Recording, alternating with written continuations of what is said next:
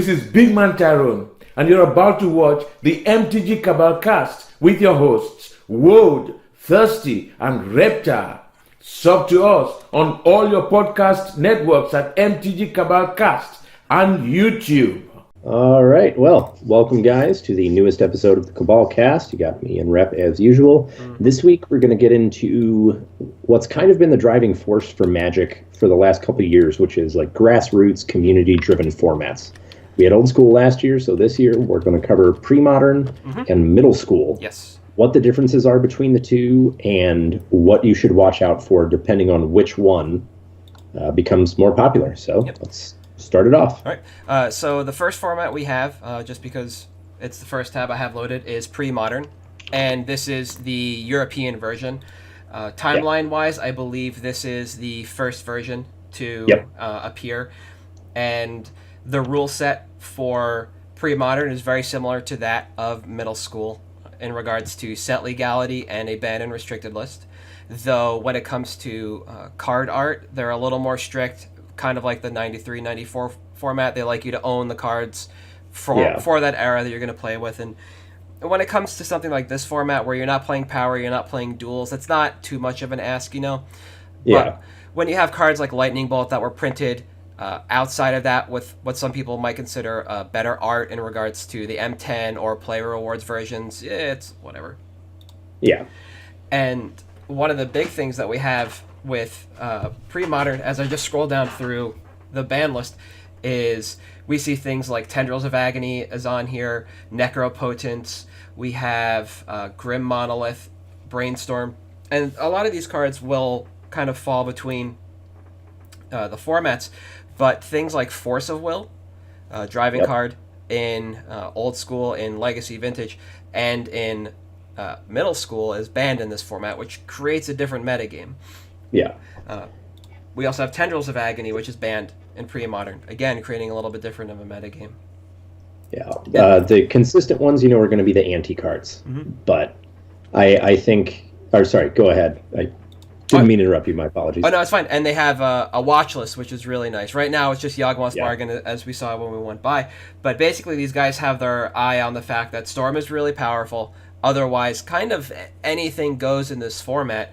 If you could think back to any of the extended games people played between like 1999 and 2004, there's going to be decks using almost every one of these cards. And a lot of interesting ways to get into this format actually comes in through the route of looking back at a lot of those old decks and seeing, okay, what won Pro Tours, what won Grand Prix, what won Worlds when that was a thing.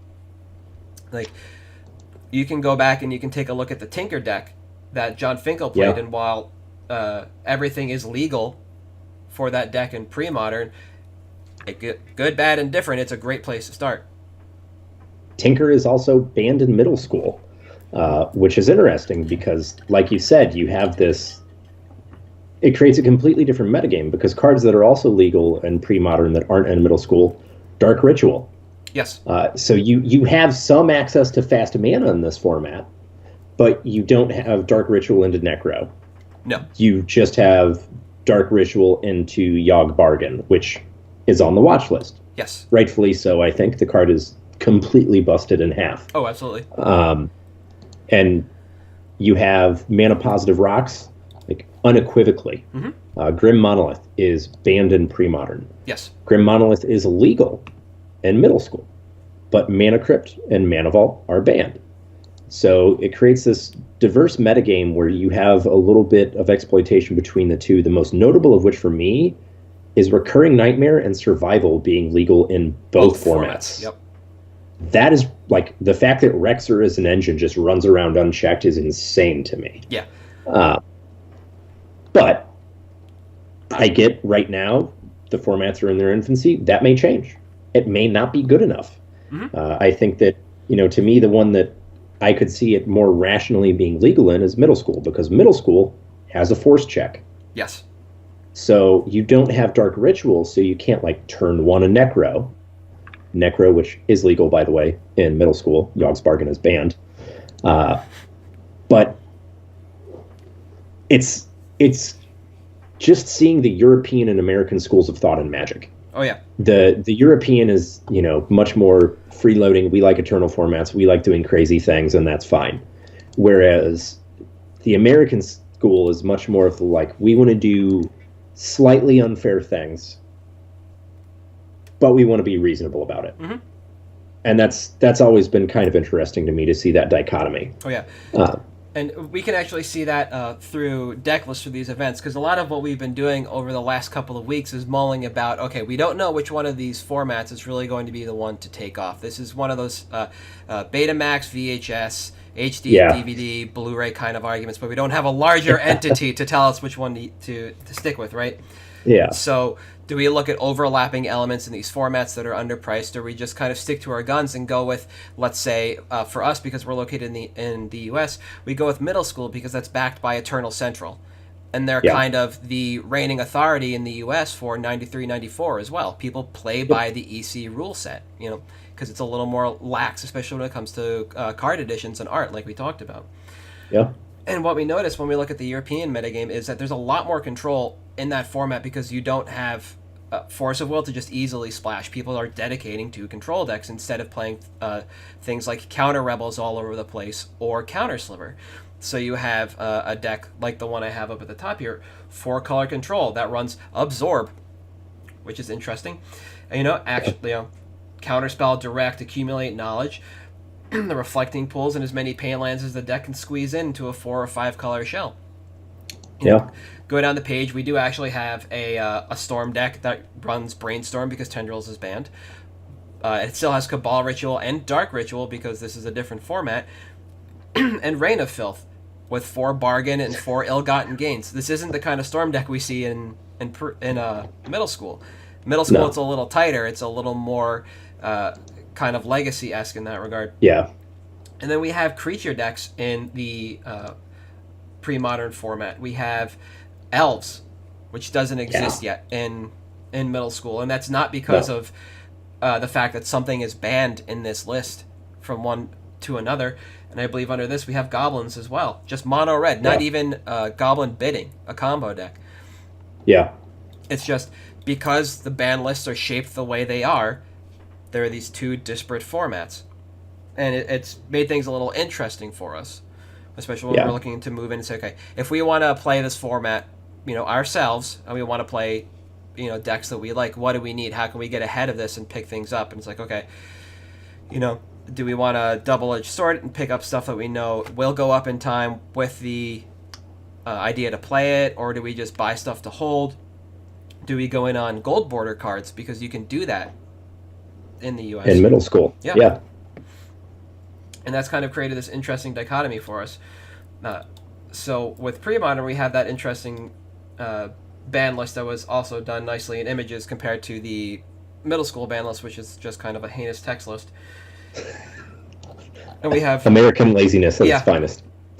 Brainstorm is still here, like I said, but we have Dark Ritual, we have Flash, we have Goblin Recruiter, which I believe we also have in pre-modern. But then we have Lion's Eye Diamond, Monocrypt, Monovault, Memory Jar, Mind's Desire, all these Storm cards that create a vintage shell. Yeah. But then after that, it's just kind of generic effects until we get to Strip Mine, Tinker, Tolarian Academy, which is you ban that card whenever you're not playing vintage. Yeah, you do. And then Vampiric Tutor, Yawgmoth's Bargain, and Yawgmoth's Will.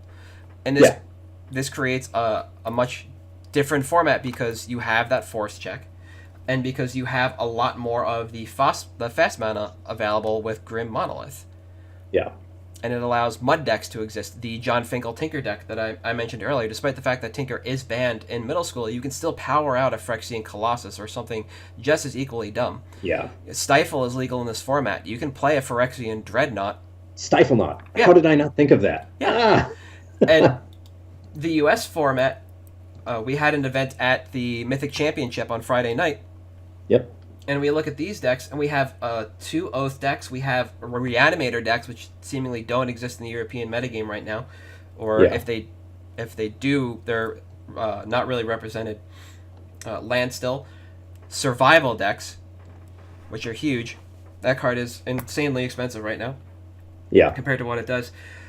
Oath Tricks, which is not a deck I'm familiar with. And then It's Rector splashed in Oath, so you can get donations of Grandeur. okay, so Illusions donate combo. Got it. Yeah, the Yep. Tricks part of it. Yeah. And then Cocoa Pebbles, which is the Goblin Bombardment Enduring Renewal combo deck. Like with Force of Will, that deck is just 3 colors and a bunch of zeros. It's super easy to play, and it allows you to just kind of splinter twin off at a moment's notice. Like a good chunk of this event is combo based, and I'm going to go ahead and say the majority of this is backed by Force of Will, and that's kind of this disparate metagame that we mentioned. And it creates an interesting playing field because we've just been talking about dumb stuff like, okay, who has an Astral Slide list from 2003? Yeah. This guy. And like, are we going to foil it out? I don't know. I might. I got to buy some Judge Dragons and Angels. Yeah. But that's neither here nor there. And we're Fine. like, okay, City of Traders is legal with Grim Monolith. How do we bust that open? How do we take advantage of survival? How do we take advantage of what we can in this format, not just to play, because this is an era of Magic that we love and we talked about early on as being, in an earlier episode when we first mentioned this format, as being a nostalgia-based format like 93, 94, but more appealing because the player base is much larger. Yeah. You know, if we want to play the finance game here, what do we do? And this is a long-winded intro for just that. Two formats defined by similar but incredibly different ban lists, and focusing on one, deciding which is better for you, and then trying to pick your targets appropriately. Yeah. So with that in mind, a little insight of what we had a conversation going over the weekend, because things were kind of dull with the Mythic Championship going. Nobody's buying into Standard. Not Standard foils, not Crazy right now. Things are a little slow. We said, okay, what do we look at? You know, what unique cards can we pick up and in what conditions and what printings? And something that was suggested was City of Traders Gold Border. One of the World Championship decks, or maybe multiple, have City of Traders for, is it, they're under $20 right now? Yeah. Was that eBay, TCG, everywhere, under $20 for Gold Border City of Traders. Okay, insane. And there are Ancient Tombs that accompany that too. Cheap tombs, right? Okay. So those are unique, and they do make it into Legacy, Vintage, but people don't really play those formats with gold border cards a lot unless they're playtesting. And EDH players come and go on those cards. Not everybody needs them, not everybody cares. Yeah. Okay, and then we moved on. It's okay. You know, what other gold border cards are really popular? You have Force of Will, you have Wasteland, you have Survival of the Fittest, Cradle. Survival. Yeah. I think Recurring Nightmare. It is, yeah. Yep. And some the 2002 Worlds decks are really weird. That's when a deck called Machine Head was really big, and it was black, red, green, I think, and it had like Nether Spirits, Spirit Mongers, and Skizix. Rip that card. Urza's Rage, like all these cards that could be players in this format that are decent. I think there's a Goblin Bidding deck from that world, from the next Worlds, that is 100% legal, and that's like a turn 3 combo deck. It's insane. And so we need to look at. We started looking at, okay, what is niche just for this format? Do we want to focus on that, or do we want to look at multi-format cards? Okay, if we look at multi-format cards, what about something like Wasteland? Wasteland has a number of printings. It's true, and if you're a cheap EDH player, and that's no fault of your own because that format gets expensive quickly, you would probably buy the gold border version. But because Wasteland's been printed so many times, is somebody breaking into 93, 94 middle school going to buy a gold border version of this card compared to EMA? Was it that the most recent printing? I think it was EMA, yeah. For like $5 more? Probably not, so we can skip that card. All right, Forcible, what about that card? People are going to buy that card in gold border because it's an EDH staple, and that card just did not go down as far as a lot of people expected with the printing. Yeah. And we just have this kind of open dialogue about what we're looking at. And it's really interesting because there are a lot of factors to consider, especially if you're looking for arbitrage opportunity from overseas.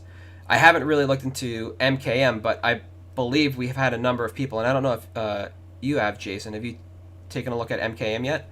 Yeah, I've taken a look at MKM, and some of the things that are really notable is like, so land still exists in both of these formats. Yes. You know, it's a powerful archetype. The only thing you're missing in one format as opposed to the other is force, which it turns out is kind of a big deal. A little bit, yeah. Anyways, looking at cards from like that deck, for example, when I looked at, like Decree of Justice, the foils are already more expensive in Europe than they are in the United States. Mm-hmm. And the thing that makes that interesting is that foils are typically, that type of chase pimp is an effect. It's a thing that's mostly popular in the States. Yes. So seeing that is already at a higher value overseas indicates to me that these cards are undervalued here. Mm-hmm. So that's the type of thing that, all right, well, there's, a few sellers in Europe. It's not a supply issue. It's a demand issue. And there's a few sellers in Europe that have it already after conversion, just straight euro to dollar conversion for more than US. The cheapest one, I think, on MKM at the time of recording is 25 euros. Okay. The cheapest I found was an LP for $13 on TCG for a set foil. That's basically buy list in Europe. Yep. So that's the type of thing that, I always laugh because part of the middle school announcement was, please kindly copulate with yourself if you're an MTG financer. Yeah. Yeah. But of course, that's what we do. So we're going to look. And that's the type of thing that, okay, that price already exists at a higher number over there. Mm-hmm. So if we move into those here, worst case scenario, someone will notice arbitrage copies over to Europe and the price is still bumped because at this point, like we mentioned before, we're in such a global market that it doesn't matter. Oh, yeah. That price is going to stick. And there's things like Forbid. It's, Tax Rack is another deck. I love it. Sacred Mesa, Land Tax, Scroll Rack is, love it. Anyways, that's the type of thing that exists in both metagames. Yes. So I looked at the Forbid promo. So the Forbid promo, the Old Border F&M foil. Yep.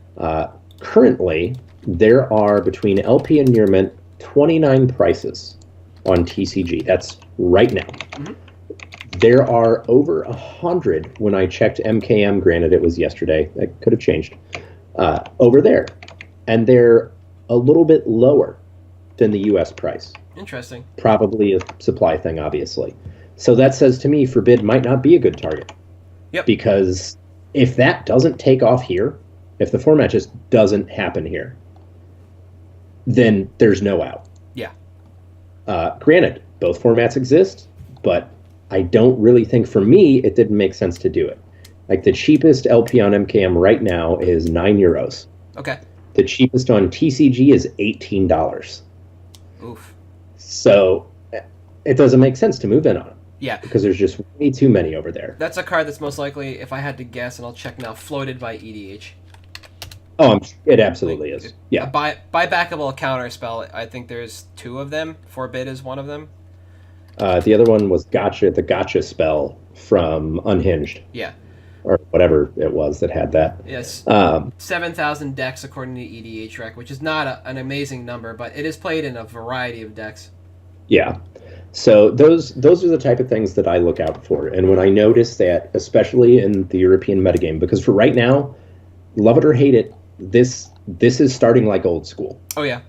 It has to stick in Europe before it sticks here. Because you don't have the same mentality, I feel, for players over here.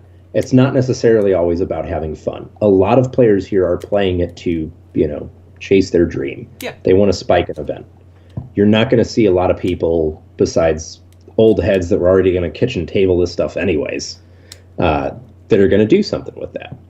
So that's what I generally look for. Because right now the market is solid in Europe. All right, how does it exist in Europe compared to here? Mm-hmm. What is higher over there than here? Because those are things that are going to hold their price. Yeah. So that's what I go for. No, it makes sense.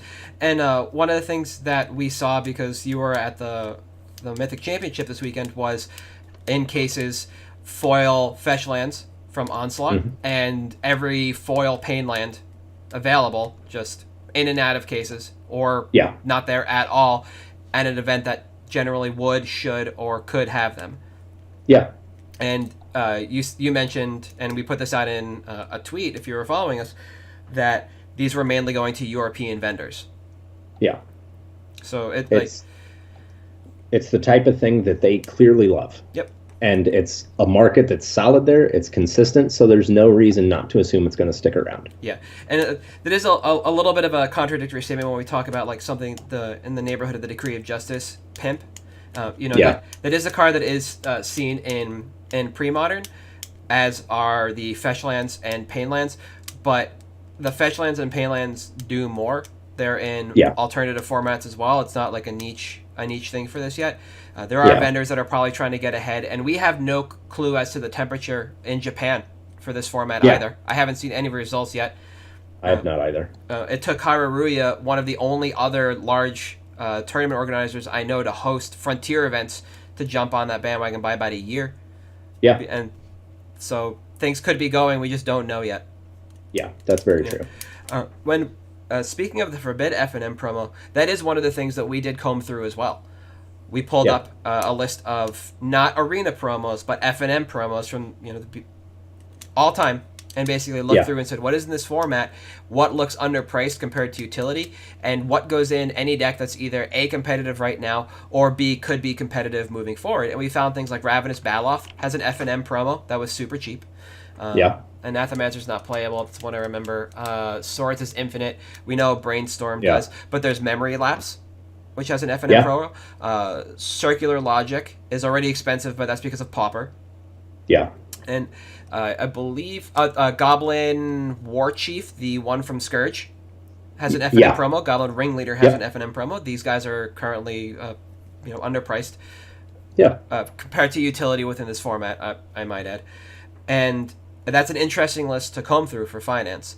If you can find those lists like I was talking about earlier, what won GPs, what won extended GPs, what won Worlds in that era, you can come through and you can find some great deals for F&M promos, for gold border cards, but you've got to want to dedicate to this stuff too. Yeah. You can't just pick up a couple cards, call it quits, and just say, I'm done specking on this format. You've got to move in now and know your outs moving forward. And so finding a card that's floated by multiple formats if possible, or something that already has desirability in Europe, like we were just talking about, is a card you're probably going to want to move in on. Yeah. Something like Contested Cliffs probably isn't a bad call either. The Onslaught arena, basically. I'll bring that up real quick. Yeah. It was huge in 2 or 3 decks for a number of years running. Red-Green Land Destruction, which is a deck that people love to play in all formats. I think you're currently working on Ponza, right? Yeah, I'm going to call it Goyf's Gone Wild, because I run Magnivore and Terravore, which are Goyfs and Wildfires. So there we go. Yep. GGW. And it was played in a Red-Green Beast deck circa 2003 with Hunted Wumpus and Ravenous Baloth. And so the Aether Flash, I think, the Beast 4 damage one. Yeah. Yeah. And it just puts 2 creatures in arena and they fight. That's it. The end. Yep. And this was printed in Onslaught and Commander 2013, which means there's only one foil version of this card available, which is Onslaught, a low print run set, comparatively speaking. To what we have today, and exactly. It's like $2.50. $1.50 for low right now. That's pretty good. Yeah. And if I had to guess, this is a card that's going to be floated by EDH Rec. Maybe not the foil price, obviously, but in time, as this disappears, people who want to play, red-green beats or Nea beats, 1,400 decks, which is kind of pitiful. That's like the 5% or under population at a GP, if you're looking at 4X cards. And it's only in red-green decks, basically. Yeah. So maybe not the best float, but it's one of those things that will hold in time because just the sheer population is low on this card. Definitely something I think, like you said, that type of effect, was it popular ever? Yeah. Mm-hmm. All right, let's do it. Yeah, and the bunch of us that were talking about this over the last couple of days agree this is a great format for nostalgia. It might be hard to find play groups, but they are out there. Yeah, and if it sticks, it's definitely going to be something that's probably going to be much more of a finance driver on a large swath of cards than 93, 94 was. Yeah. 93, 94 is like very much laser focused once you cut out all the noise of reserve list stuff. Yeah. Like discount random things like Wall of Kelp, which I'll harp on into eternity, from like 93, 94 buzz. That's just people buying alpha beta stuff, kind of stuff. Yeah. You know, when that stuff went up, it wasn't always 93, 94. That was collectability things. Yeah. But like Intuition, for example, there's a card that's legal in both formats. It's one of the most powerful tutors ever printed. It's something that, yes, it's also reserve list, but in 93, 94, like you said, it's the cards that are worth money that aren't RL are pretty tightly focused. Yep. This has a wide range of what it can hit. Cabal Therapy is one of the best disruption cards for a combo deck. Oh, yeah. There's a ton of printings that are all legal. Go for it. Why would you not? Yeah. You know? Yeah, and looking at this list that we saw for decks that came out of the Cleveland event, you can kind of go through because there are a handful of photos, and you'll see there's Madness Survival out there, and that deck is going to most likely play Intuition. Yep. You know, there is the Orm's Chant deck. It's actually, sorry, not Orm's Chant. It is the, not Tricks, the Fruity Pebbles deck or Cocoa Pebbles, whatever you want to call it. Cocoa Pebbles, yeah. It's running Orm's Chant. That is a card that was always expensive. Yeah. And then tanked. Yep, and will now be expensive again. Yeah. And then we have a control deck with Morphling. Like, is that a Kirvex Torch? Yeah, it's a Kirvex Torch. Yeah, it's running Caravex Torch. Yeah.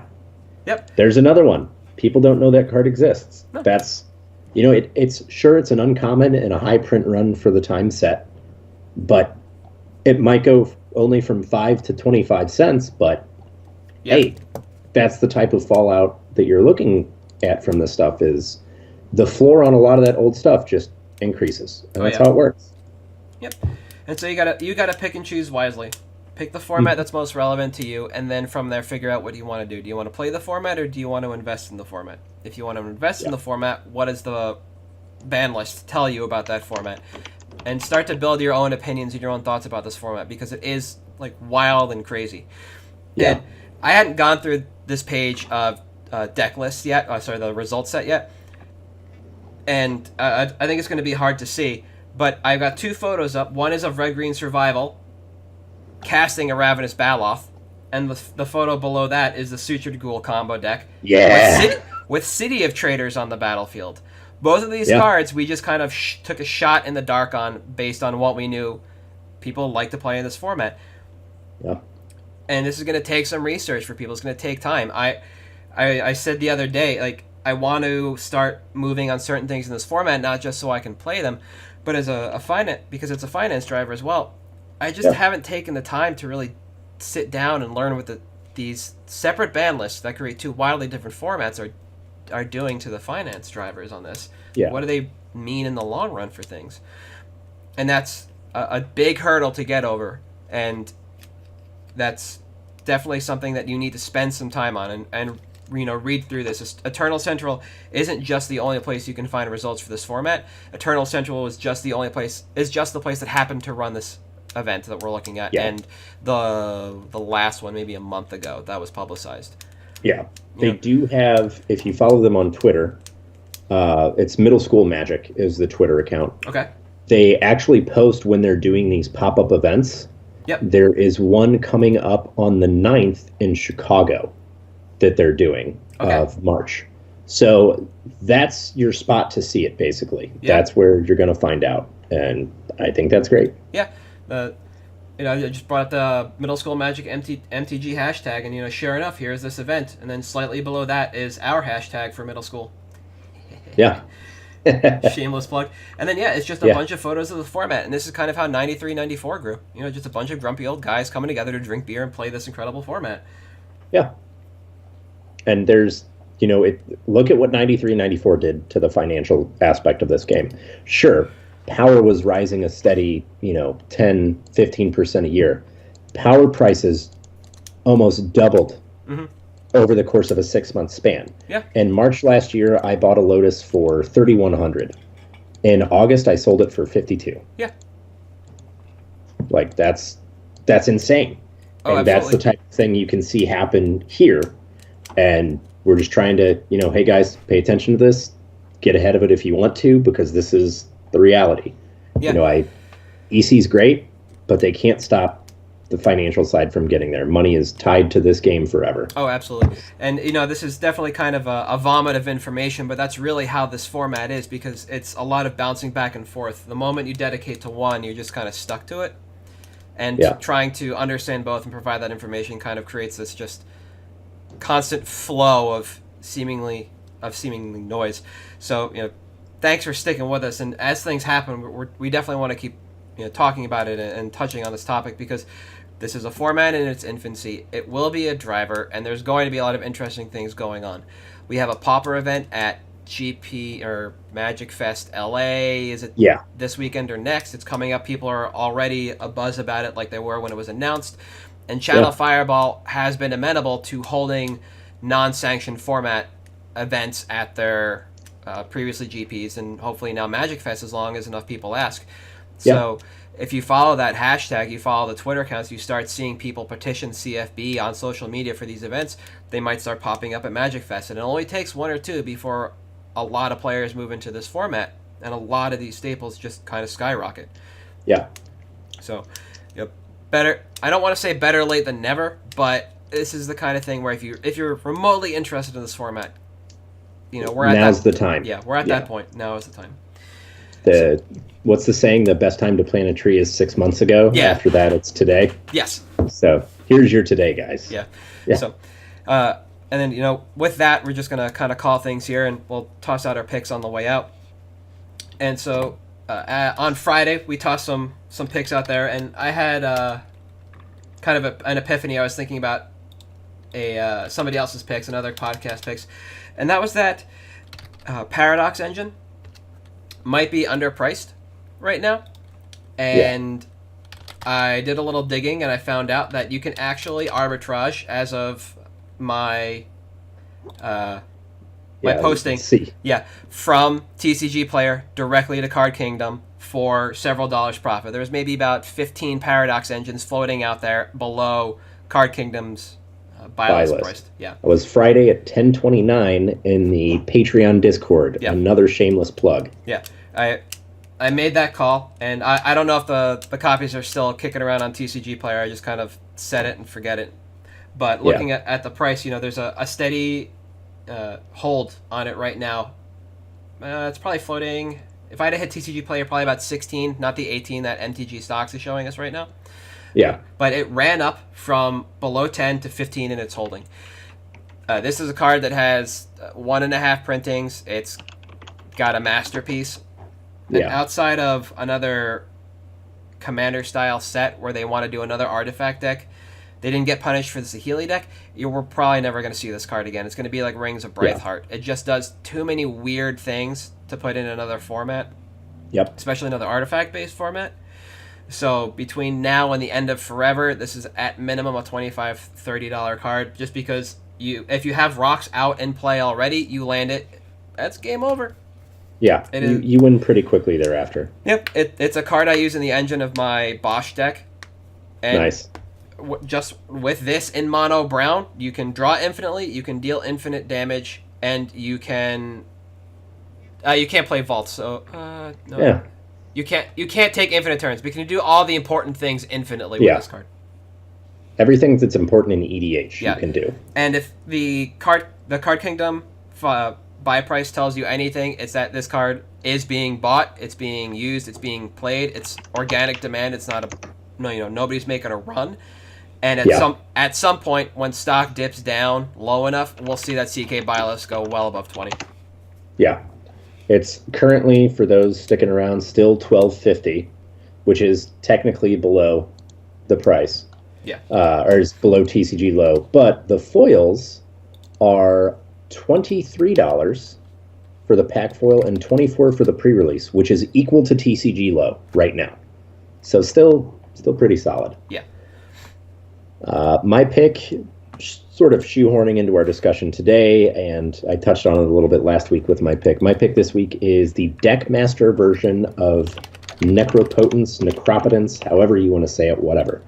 It's from the Richard Garfield versus John Finkel Deckmasters, whatever. It's the original art. Mm-hmm. It's a foil printing. Mm-hmm. It's a card that even if middle school is not the format that takes off, and it's pre-modern Okay, Necro's banned. $16 for that old art and foil is insane because that art is so iconic. The card is so powerful. I don't even know. It's probably tens of thousands of EDH rec decks that have it. Sure, you can get the Eternal Masters foil if you want. But it's different art. It's different art, and the price difference is negligible compared to the good art. Like right now on TCG, there's 20 total listings of the Deckmaster foil. Okay. From the Vault has 43 for the, in my opinion, worse art. Not a fan. Foil on EMA has 29 results. And the low there is $9, so there's a $5 difference. Jeez. There is no reason this card should be $16. It should be a $30 for that art foil. Hands down, not close. Yeah. That's just how it is. Yep. 15,000 decks on EDH Rec play Necropotence. And again, it runs the gamut in colors. Green being the least popular, but it's represented in all 5. And 15,000 in EDH Rec terms is not quite tournament staple level. No. But it's getting there. The math on it is kind of weird. We did it. We figured it out once, but we're getting there on this card in regards to it being a staple whenever you play black. Yeah. So that's my pick there. I do, before we sign off, want to let everyone know our Patreon is up and running. We are doing a giveaway. So our lowest tier is a $1 sub. When we reach 100 subs on that Patreon, we'll pick someone at random, and they will get a box sealed with the box topper. I know that's important. Oh, it is. Of Ultimate Masters to their doorstep. A little bit of EV there. The sealed box toppers are $60 buy list if you take them to a GP vendor. Not bad. Pretty solid. Yeah. So for $1 return, you're guaranteed at least that much out of it, which is definitely good. So be sure to give us a sub on Patreon, get access to the Discord, and you can see our picks early. You can give us questions, stuff you want explored. That's pretty much it. So that's signing off. You got me at Thirsty Sizzler on Twitter. At HaltIamReptar. We are at MtG Cabalcast on Twitter and Patreon. And we'll see you next week. Yep. See you guys. Thanks.